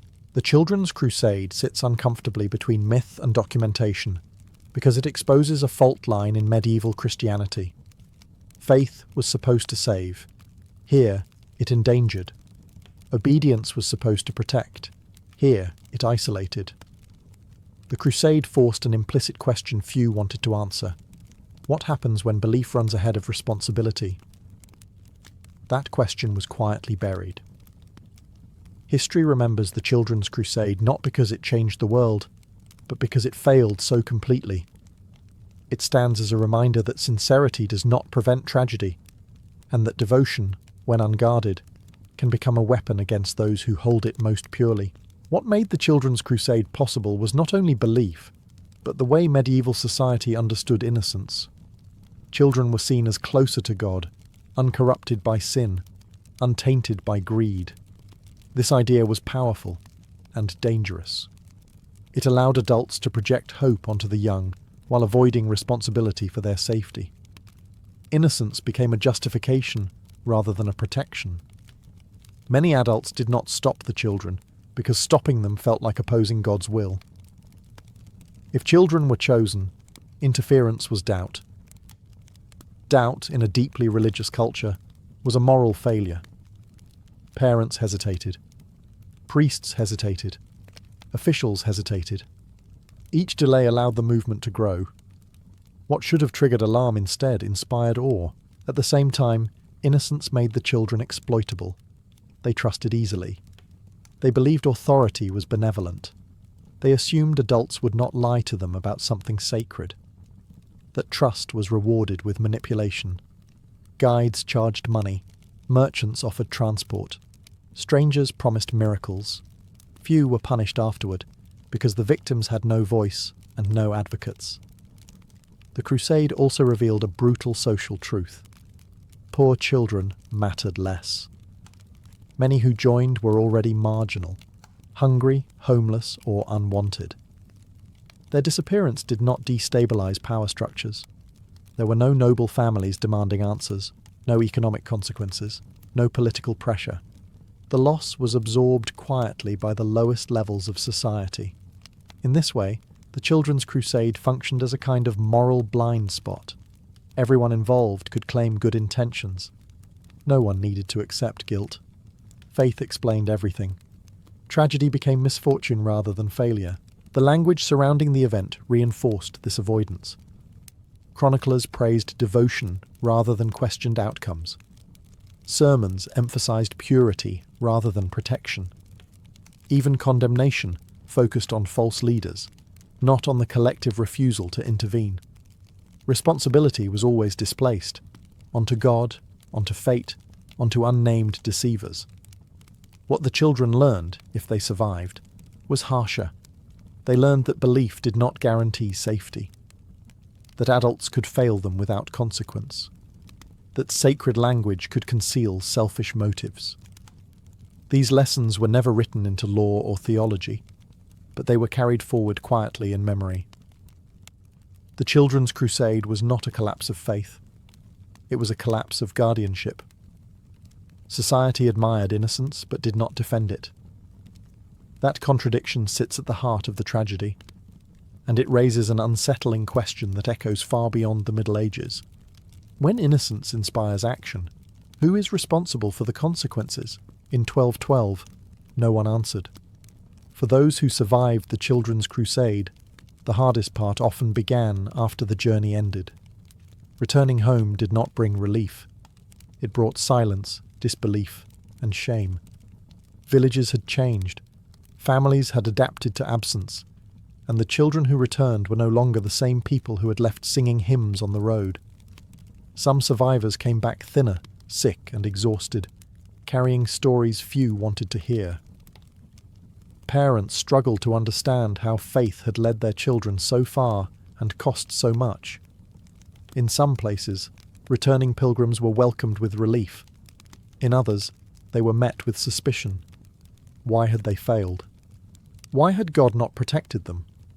In a world that believed success revealed divine favour, failure demanded explanation, and survivors were often expected to provide it. Many never returned at all, not because they died, but because there was nowhere to go back to. Some had been orphans before the march. Others came from families so poor that leaving had changed nothing. These children drifted into monasteries, farms, or urban labour, absorbed quietly into new lives. Their past was rarely recorded. History remembers leaders and disasters, not the slow anonymity of survival. Those who had been enslaved and later freed carried deeper scars. They had seen faith weaponized against them and trust sold for profit. For them, the crusade was not a theological failure, but a human one. Yet their voices are almost entirely absent from the record. Medieval chroniclers wrote about belief, symbolism and numbers, not trauma. What is striking is how quickly society moved on. There were no public rituals of mourning, no monuments, no institutional reckoning. The movement vanished into rumour and moral debate, while the survivors carried the consequences alone. This forgetting was not accidental. Remembering too clearly would have required uncomfortable questions about authority, obedience, and responsibility. In later years, some former participants reportedly joined other pilgrimages or crusades, attempting to reclaim meaning from loss. Others withdrew from public religious life altogether. Both responses reflect the same struggle: how to reconcile belief with abandonment. The Children's Crusade did not end in a single moment. It ended gradually, in kitchens and fields, in monasteries and streets, as survivors learned that the world had not changed for them. They had marched believing they were chosen. They returned knowing they were replaceable. History often measures events by outcomes. The true outcome of the Children's Crusade was not failure in the Holy Land, but disillusionment at home, and that disillusionment, quietly endured, may have shaped medieval faith far more than the legends ever admitted. As decades passed, the Children's Crusade settled into an uneasy place in European memory. It was too tragic to celebrate, too embarrassing to commemorate, and too morally complex to explain simply. Unlike failed military crusades, which could be blamed on strategy or enemy strength, this one exposed a failure of care. No ruler declared it, no army commanded it. Yet everyone had watched it happen. This made the event uniquely uncomfortable. Responsibility was diffuse. Parents had let their children go. Clergy had hesitated to intervene. Local authorities had lacked either the will or the means to stop it. Merchants and opportunists had exploited it. And the Church, while never authorizing the crusade, had also never decisively condemned it until it was too late. Each group could point elsewhere. As a result, the story was gradually softened. Chroniclers emphasized miracle language over suffering. Numbers were blurred, ages were redefined. The crusade was reframed as misguided enthusiasm rather than catastrophic neglect. Over time, it became safer to argue about whether it had really happened than to confront what it revealed. This pattern, confusion replacing accountability, was not unique. Medieval society relied heavily on faith to explain events, especially disasters. When outcomes contradicted belief, reinterpretation became a survival mechanism. God's will was mysterious. Human failure could be absorbed into divine silence. Yet the Children's Crusade resisted clean theological closure. There was no redemptive ending, no martyrdom that restored meaning, just loss. That made it dangerous as a lesson. If pure faith could lead to such destruction, what did that say about obedience, authority, and trust? So the event became a warning told indirectly. Preachers used it cautiously. Scholars debated it abstractly. Storytellers romanticized it. Each approach distanced the present from the past. The children themselves faded into symbols. What endured was not a policy change, but a quiet instinct for control. Later, crusading movements were more tightly regulated. Unauthorized preaching faced greater scrutiny. Pilgrimage became more institutional. These shifts were never explicitly linked to the Children's Crusade, but they followed its shadow. The tragedy had left a mark, even if no one admitted it.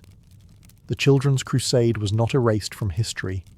It was diluted, and in that dilution lies its final cruelty. The suffering was real, but the lesson was never spoken aloud. Silence, once again, proved more convenient than truth.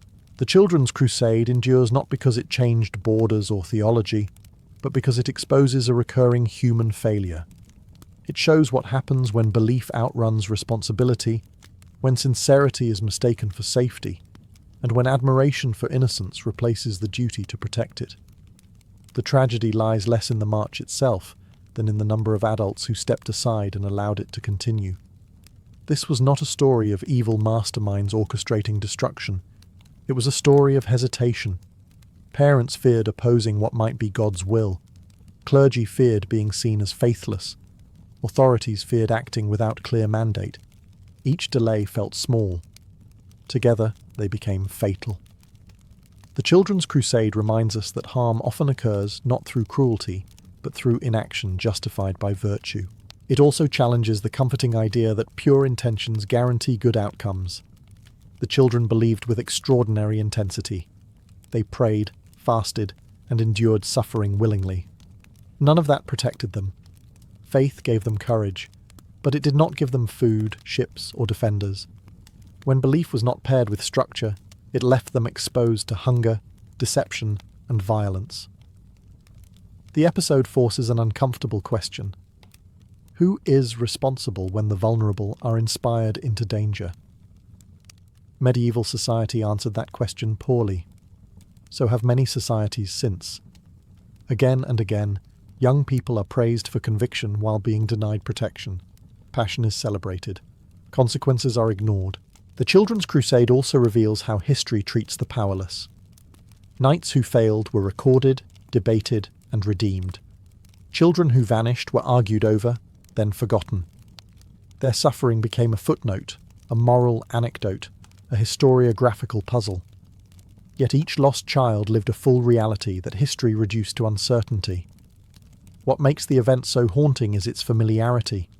The language changes, the century changes, but the pattern remains. Idealism is encouraged. Safeguards lag behind. Responsibility dissolves. Then, after the damage, society debates definitions instead of outcomes. The Children's Crusade does not demand belief or disbelief. It demands memory. It asks us to notice how easily devotion can be exploited, how quickly institutions retreat when accountability is unclear, and how silence often follows preventable harm. In 1212, thousands walked south believing the world would move for them. It did not. The lesson they paid for was simple and brutal. Faith without protection is not purity. It is exposure. And that lesson, unlike the crusade itself, has never stopped being relevant. On an October night in 1957, Americans stepped outside and looked up. Moving steadily across the dark sky was a tiny point of light, blinking with cold precision. It was Sputnik, the first artificial satellite ever placed into orbit. It was small, simple, and scientifically limited, but its impact was enormous. In a single moment, the balance of confidence in the Cold War shifted. Until then, the United States had assumed technological leadership was guaranteed. It had emerged from World War II with industrial dominance, nuclear weapons, and a belief that innovation naturally favoured democratic systems. Space was seen as a future arena, not an immediate threat. Sputnik shattered that illusion. If the Soviet Union could place an object above American cities, it could also place weapons there. The sky was no longer empty. It was contested. The reaction was immediate and visceral. Newspapers warned of a missile gap. Politicians accused each other of negligence. Parents worried that American schools were failing their children. Science and mathematics were suddenly matters of national survival. Sputnik did not just orbit the Earth, it orbited the American psyche. What made the moment worse was the realization that the United States had the technology to respond, but not the structure. Rocket research was scattered across military branches and civilian agencies, each competing for prestige, funding, and control. The Army, Navy, and Air Force ran overlapping programs with little coordination. Brilliant engineers existed, but vision was fragmented. Sputnik exposed that weakness mercilessly. President Dwight D. Eisenhower understood the danger of panic, but he also recognized the scale of the problem. This was not just a race for space. It was a test of national organization. Eisenhower resisted calls for reckless escalation, but he agreed on one thing. The United States needed a unified civilian space agency, one that could pursue exploration without being driven solely by military fear. Behind closed doors, discussions moved quickly. Space could no longer be treated as a side project. It needed centralized leadership, clear goals, and public legitimacy. The response to Sputnik would shape not just technology, but education, industry, and global prestige. Sputnik's signal was faint, but its message was deafening. The Cold War had left the ground.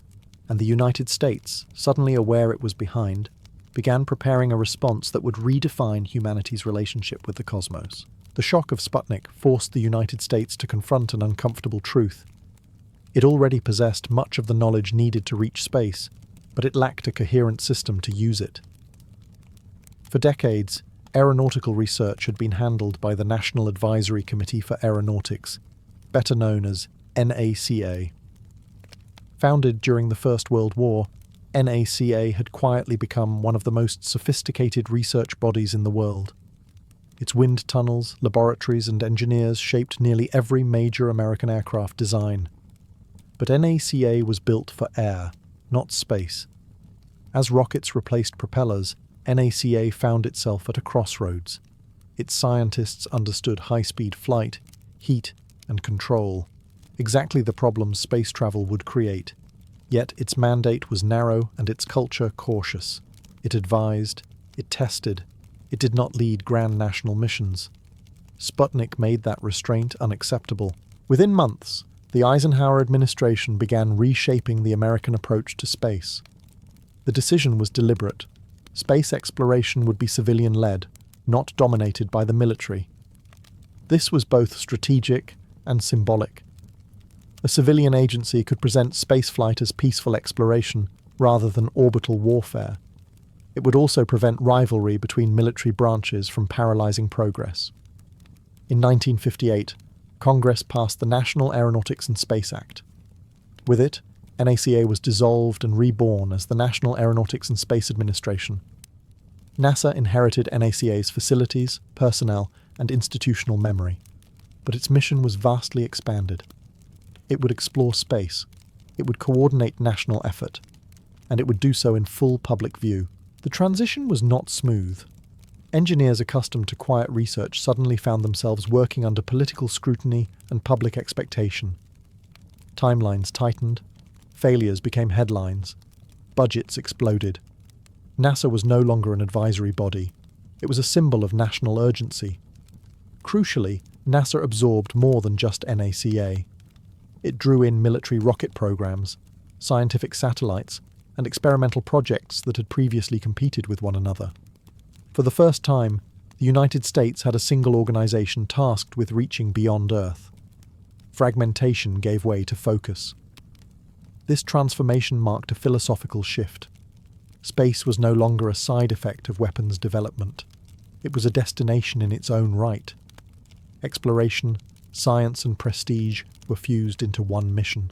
NASA's creation did not erase fear of Soviet power. It harnessed it. The panic sparked by Sputnik was converted into structure, funding, and ambition. The United States had stumbled, but now it had chosen how to run. The race to space had gained an engine. With NASA officially established, the pressure to produce results became overwhelming. The Soviet Union was still ahead, still launching satellites, and still controlling the narrative of technological superiority. The United States did not have the luxury of perfection. It needed speed.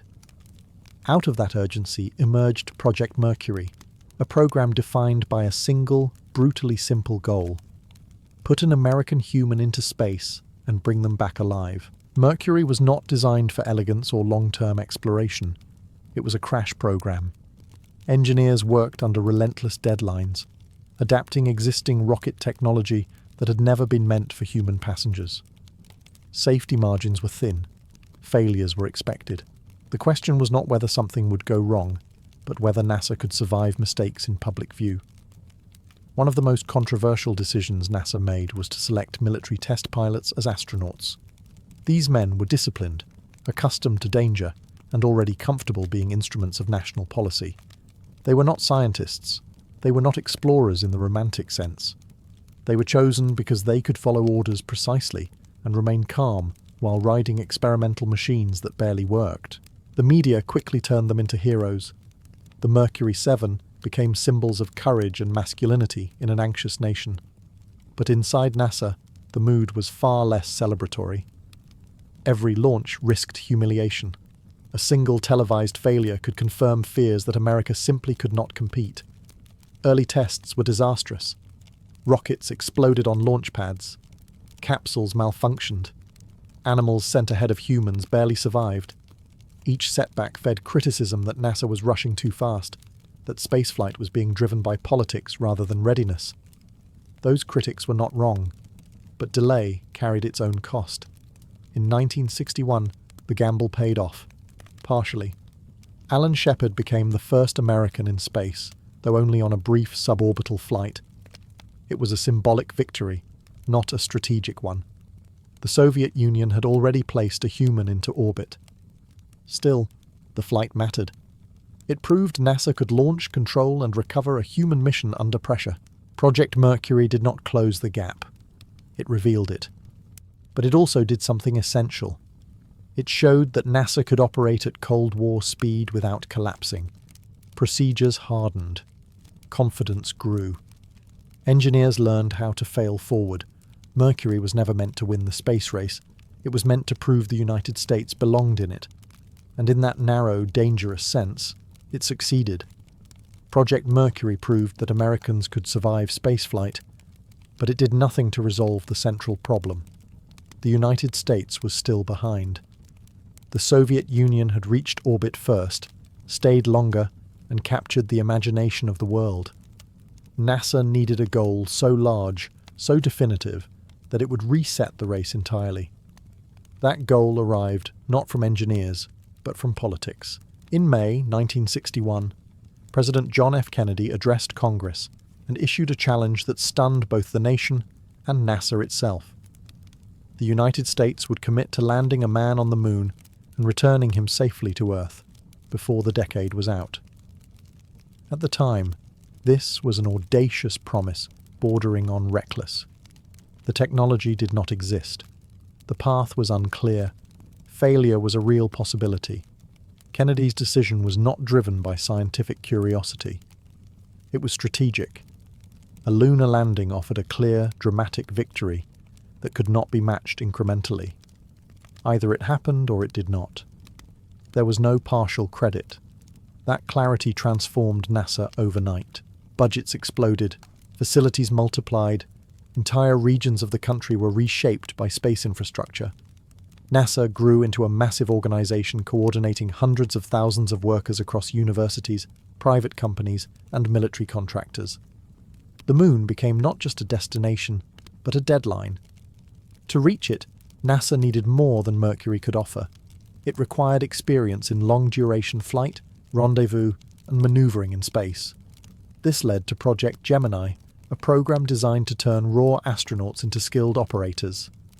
Gemini missions tested docking, spacewalks, endurance, and precision navigation.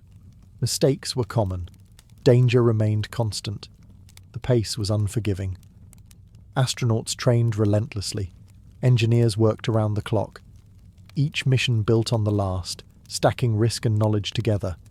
There was no room for complacency. Every failure carried political consequences.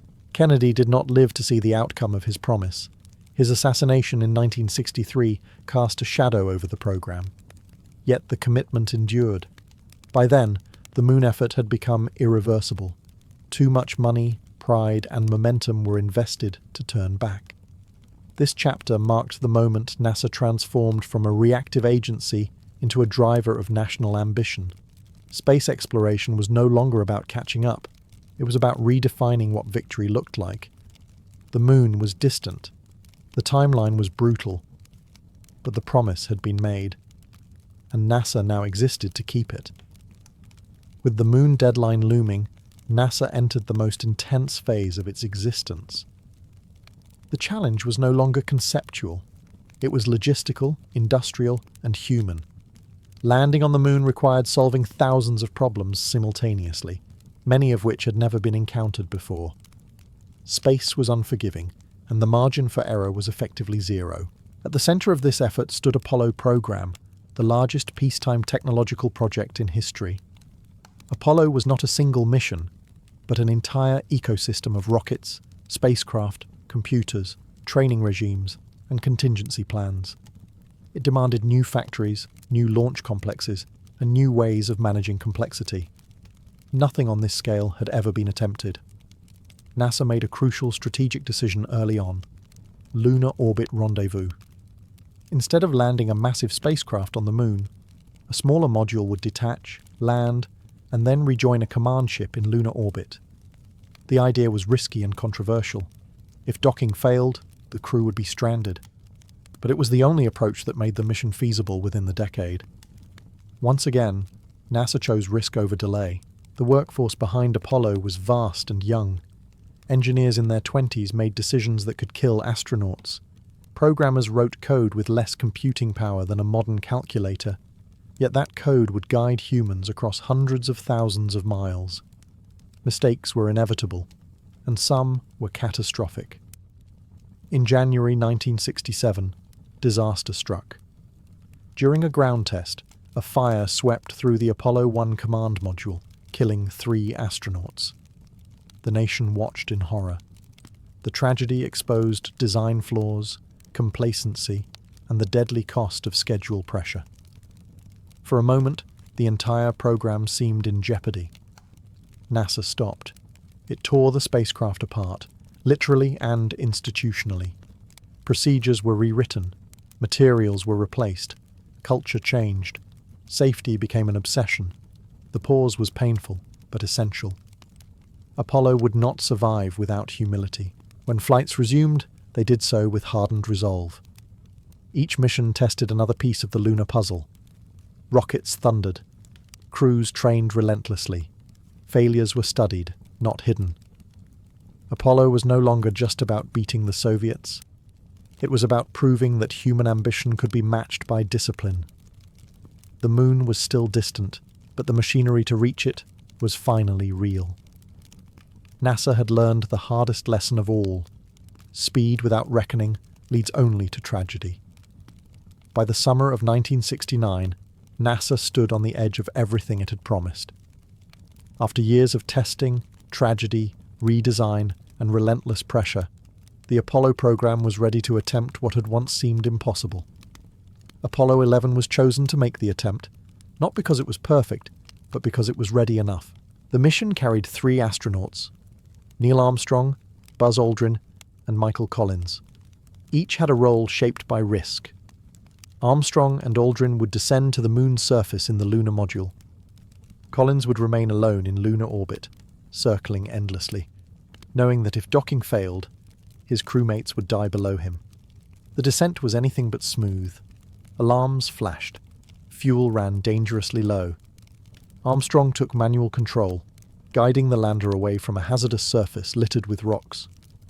Inside Mission Control, engineers ran calculations at a pace that left no room for panic. Seconds mattered. When the lander finally touched down, there was fuel left for less than half a minute. Then came silence, followed by confirmation. When Armstrong stepped onto the lunar surface, the moment transcended science. It was watched live by hundreds of millions around the world. The words he spoke were carefully chosen, but the meaning was unmistakable.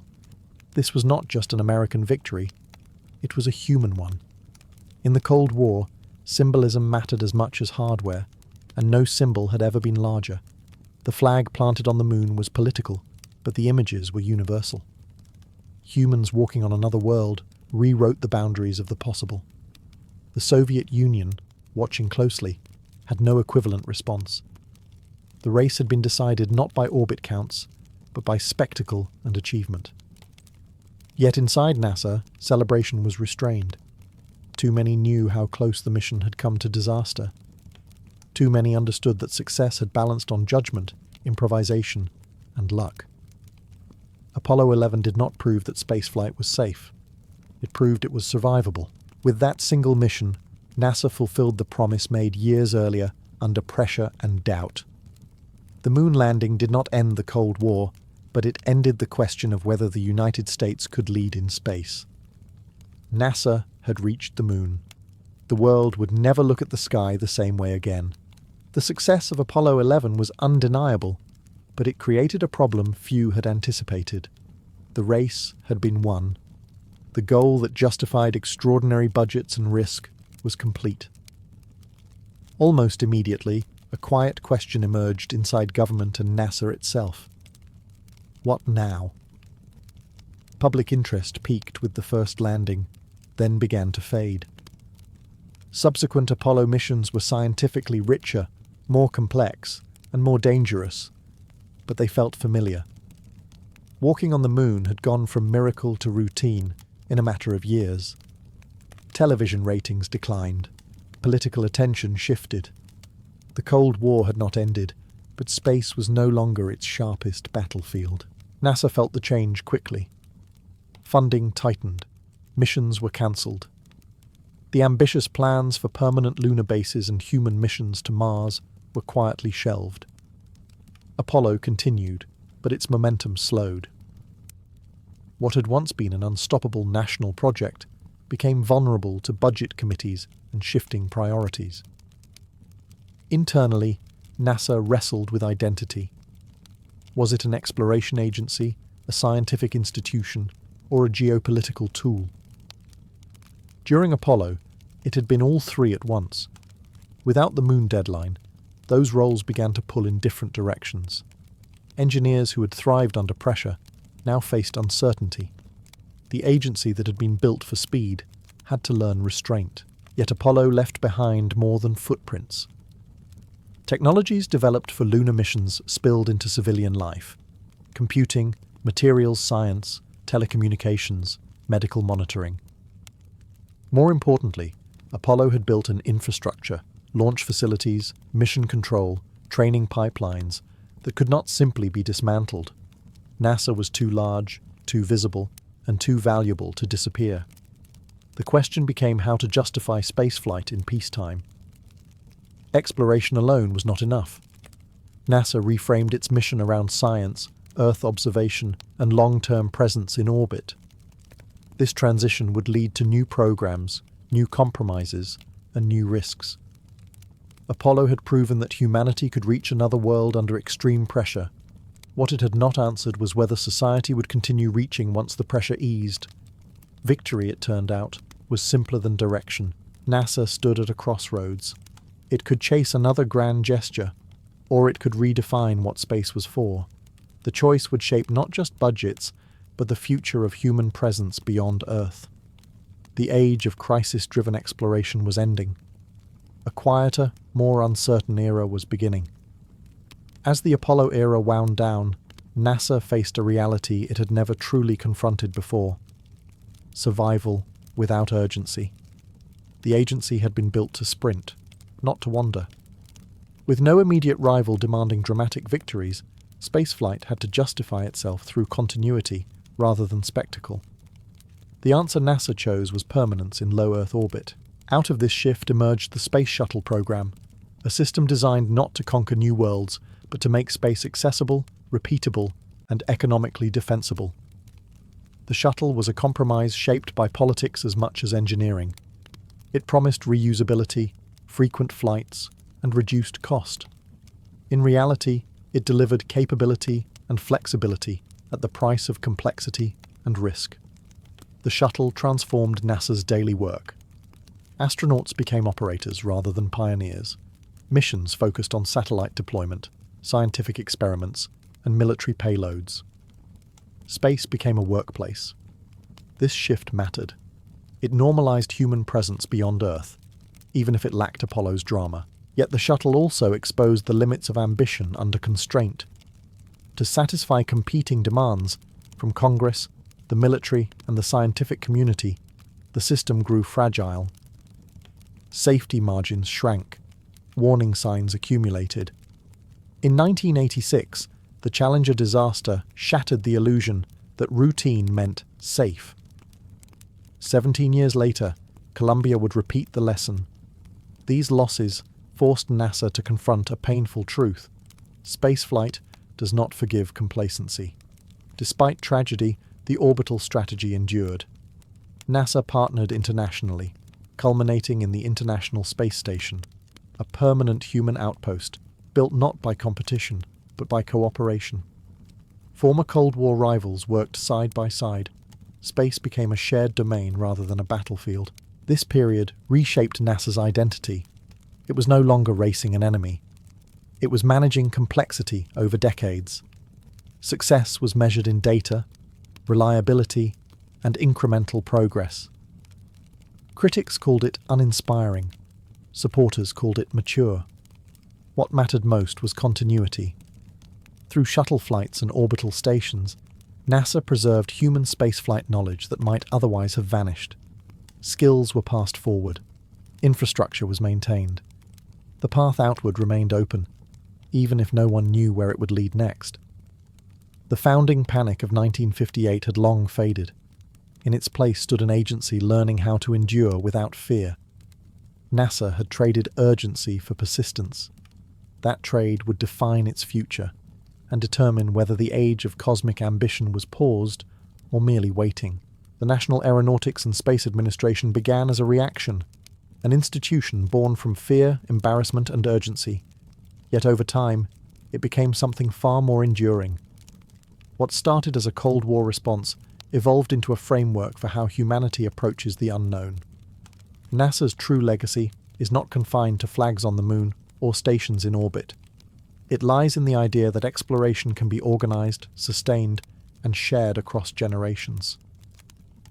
By the late 20th and early 21st centuries, NASA had outlived the conditions that created it. The Soviet Union was gone. The missile gap was history. But space remained. Instead of rivalry, NASA increasingly embraced partnership with Europe, Japan, Canada, and even former adversaries.